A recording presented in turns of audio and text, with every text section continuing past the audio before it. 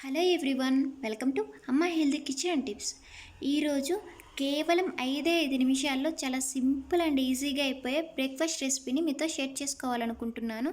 ఎప్పుడైనా టైం లేకుండా హడావిడిగా ఉన్నప్పుడు ఈ విధంగా ట్రై చేయండి. చాలా సింపుల్గా అయిపోతుంది, ఇంకా టేస్ట్ కూడా బాగుంటుంది. మరైతే దాన్ని ఏ విధంగా తయారు చేసుకోవాలనేది ఇప్పుడు చూసేద్దాం. ముందుగా ఒక బౌల్ తీసుకుని అందులో 1 కప్పు వరకు మైదా పిండిని యాడ్ చేసుకోవాలి. మీరు కావాలి అనుకుంటే గోధుమ పిండి కూడా యూజ్ చేయొచ్చండి. ఇప్పుడు ఇందులోనే 1 ఎగ్గును కూడా బ్రేక్ చేసుకొని వేసుకోవాలి.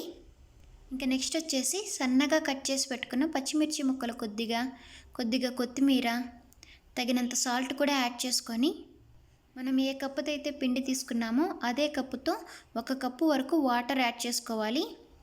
వాటర్ అనేవి కొద్దిగా యాడ్ చేసుకుంటూ ఉండండి.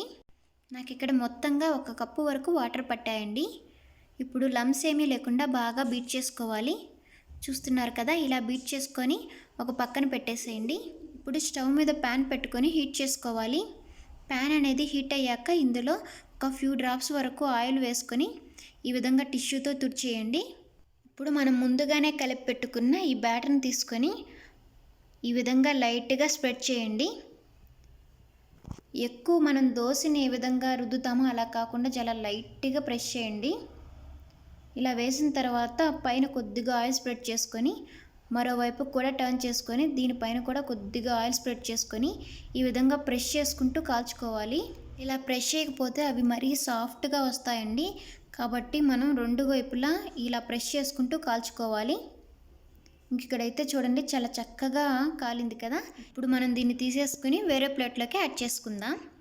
అంతేనండి, ఎంతో సింపుల్ అండ్ ఈజీగా అయిపోయే బ్రేక్ఫాస్ట్ రెసిపీ రెడీ అయిపోయింది. ఇది టేస్ట్ కూడా చాలా బాగుంటుందండి. లైక్ పరోటా ఉంటుంది కదా, ఎగ్ పరోటా కొంచెం అలానే ఉంటుంది.